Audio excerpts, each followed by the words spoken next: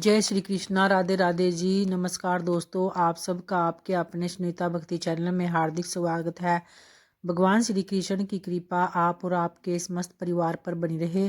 तो आइए दोस्तों, आगे के माघ मास की कथा को प्रारंभ करते हैं, जिसमें 7वें अध्याय में दो भाइयों के कुंडल और विकुंडल नाम की कहानी को बताता है। जहां कुंडल बुरे कर्मों के कारण नरक पाता है और जबकि विकुंडल माघ स्नान के पुण्य से स्वर्ग प्राप्त करता है। और दूतों के माध्यम से यह भी बताया जाता है कि कैसे दान और पुण्य से यमलोक से बचा जा सकता है।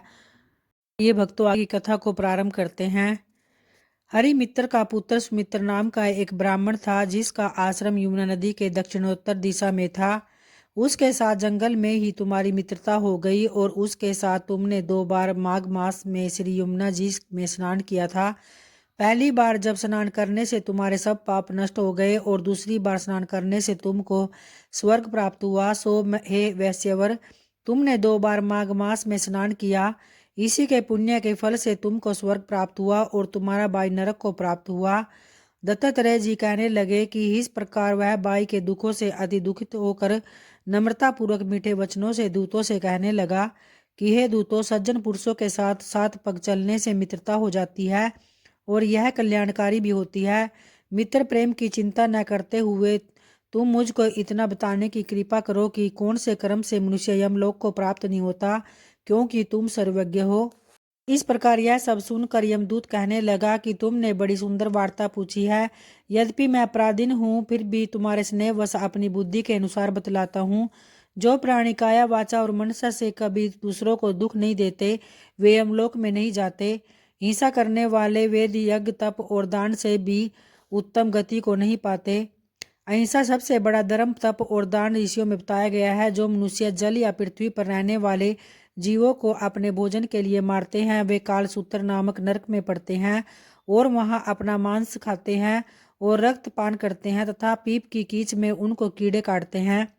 हिंसक जन्मांध काने कुबड़े लुल्ले लंगड़े दरिद्र और अंगहीन होते हैं। तो इस कारण इस लोक तथा परलोक में सुख की इच्छा करने वाले को काया वाचा तथा मन में दूसरों का द्रोह नहीं करना चाहिए। आइए अब भगवान विष्णु जी का ध्यान करते हुए उनकी एक कथा का श्रवण करते हैं, जिसमें पितृतीर्थ के प्रसंग में पीपल की तपस्या और सुकर्मा की पितृभक्ति का वर्णन है। सारस के कहने से पीपल का सुकर्मा के पास जाना और सुकर्मा का अपने माता पिता की सेवा का महत्व बताना। तो आइए कथा को प्रारंभ करते हैं। वेन्यन ने कहा कि हे भगवान, आपने सब तीर्थों में उत्पन्न भार्य तीर्थ का वर्णन तो किया है, कृपा करके अब पुत्रों को तारने वाले पितृ तीर्थ का वर्णन भी कीजिए। तो इस पर भगवान विष्णु जी ने कहा, परम पुण्य में कुरुक्षेत्र में कुंडल नाम के एक ब्राह्मण रहते थे। उनके सुयोग्य पुत्र नाम का एक सुकर्मा पुत्र था। सुकर्मा के माता पिता दोनों ही अत्यंत वृद्ध धर्मज्ञ और शास्त्रवेत्ता थे। सुकर्मा को भी धर्म का पूर्ण ज्ञान था और वे श्रद्धा युक्त होकर बड़ी भक्ति के साथ दिन रात अपने माता पिता की सेवा में लगे रहते थे। उन्होंने पिता से ही संपूर्ण वेद और अनेक शास्त्रों का अध्ययन सीखा। वे पूर्ण रूप से सदाचार का पालन करने वाले जितेंद्रिय और सत्यवादी भी थे। अपने ही हाथों माता पिता का शरीर दबाना, पैर धोते रहना और उन्हें स्नान भोजन आदि कराना, ये सब उनके सेवा कर्म थे। हे राजेंद्र, सुकर्मा स्वभाव से ही भक्ति पूर्वक माता पिता की परिचर्या करते और सदा उन्हीं के ध्यान में लीन रहते थे। तो उन्हीं दिनों कश्यप कुल में उत्पन्न एक ब्राह्मण हुए, जो पीपल नाम से प्रसिद्ध थे। वे सदा धर्म कर्म में लगे रहते थे और इंद्रिय संयम, पवित्रता तथा मनोनिग्रह से संपन्न हुए। एक समय की बात है, महामना बुद्धिमान ब्राह्मण दशारण्य में जाकर ज्ञान और शक्ति के साधन में तत्पर होकर तपस्या करने लगे। तो उनकी तपस्या के प्रभाव से आसपास के समस्त प्राणियों का पारस्परिक वैर विरोध शांत हो गया। वे सब वहां से एक पेट में जैसे पैदा हुए भाइयों की तरह हिल मिल कर रहने लगे।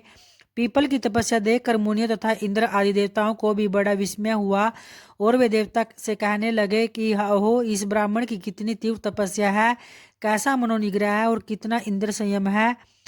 मन में विकार नहीं है, चित्त में उद्योग नहीं, काम क्रोध से रहित हो कर सर्दी गर्मी और हवा का झोंका सहते हुए वे तपस्वी ब्राह्मण पर्वत की भांति अविचल भाव से स्थित रहे। ऐसी अवस्था में पहुंचकर उनका चित्त एकाग्र हो गया और वे ब्रह्मा के ध्यान में लीन थे। उनका मुख कमल प्रसन्नता से खिल उठा था। वे पत्थर और काठ की भांति निश्चेष्ट और सुस्थिर दिखाई देते थे।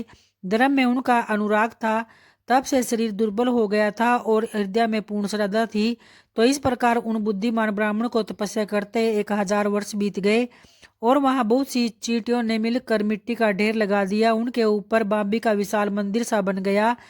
काले सांपों ने आकर उनके शरीर को लपेट लिया और भयंकर विष वाले सर्प उन उग्र तेजस्वी ब्राह्मण को डस लेते थे, किंतु जहर उनके शरीर पर गिर जाता था, लेकिन त्वचा को बेंध कर भीतर नहीं फैलने पाता था। उनके संपर्क में आकर सांप स्वयं ही शांत हो जाते थे। तो उनकी देह से नाना प्रकार की तेजों में लपटें निकलती दिखाई देती थी और पीपल तीनों काल में तब में प्रवृत्त रहते थे। वे 3000 वर्षों तक केवल वायु पीकर रह गए। तब देवताओं ने उनके मस्तक पर फूलों की वर्षा की और कहा, हे महाभाग, तुम जिस जिस वस्तु को प्राप्त करना चाहते हो वह सब निश्चय ही तुम्हें प्राप्त होगी। तुम्हें समस्त अभिलषित पदार्थों को देने वाली सिद्धि स्वतः ही प्राप्त हो जाएगी। तो यह वाक्य सुनकर महामना पीपल ने भक्ति पूर्वक मस्तक झुकाकर समस्त देवताओं को प्रणाम किया और बड़े हर्ष में भरकर कहा कि हे देवताओं, यह सारा जगत मेरे वश में हो जाए, ऐसा वरदान दीजिए, मैं विद्याधर होना चाहता हूँ। तो एवं मस्तु कहकर देवताओं ने उन ब्राह्मण को अभिष्ट वरदान दिया और अपने अपने स्थान को चले गए। भक्तों, आज के माघ मास की कथा महात्म्य का अध्याय समाप्त होता है और आइए अब तुलसी माता चालीसा का पाठ का श्रवण करते हैं। श्री तुलसी महारानी करु विन्या सिरनाए, जो मम हो संकट विकट दीजे मात नसाए। नमो नमो तुलसी महारानी, महिमा अमित न जाए बखानी। दियो विष्णु तुमको सनमाना, जग में छयो सुयस महाना। विष्णु प्रिया जय जयति भवानी, तिहु लोक की हो सुख खानी। भगवत पूजा कर जो कोई, बिना तुम्हारे सफल न होई। जिन घर तव नहीं होए निवासा, उर पर करही विष्णु नहीं बासा। करे सदा जो तव नित्य सुमिरन, ते ही के काज होए सब पूरन। कार्तिक मास महात्म तुम्हारा, ताको जानत सब संसारा। तव पूजन जो करे कुंवारी, पावे सुंदर वर्ग सुकुमारी। कर जो पूजन नित प्रति नारी, सुख संपत्ति से होए सुखारी। विद्या नारी करे जो पूजन, मिले भक्ति होवे पुलकित मन। सदा से पूजे जो कोई, भवनिधि से तर जावे सोई। कथा भागवत यज्ञ करावे, तुम बिन नहीं सफलता पावे। छायो जब तब प्रताप जगबारी, द्यावत तुम ही सकल चितवाधारी। तुम ही मात्र यंत्र तंत्र, सकल काज सिद्धि होवे क्षण में। औषधि रूप आप हो माता, सब जग में तव यश विख्याता। देव ऋषि मुनि हो तपदारी, करत सदा तव जय जयकारी। वेद पुराण तव यश गाया, महिमा अगम पार नहीं पाया। नमो नमो जय सुख कारणी, नमो नमो जय दुख निवारणी। नमो नमो सुख संपत्ति देनी, नमो नमो अग काटन छेनी। नमो नमो भक्तन दुखहरनी, नमो नमो दुष्टन मद छेनी। नमो नमो भव पार उतरनी, नमो नमो परलोक सुधरनी। नमो नमो निज भक्त उबरनी, नमो नमो जनकाज सवरनी।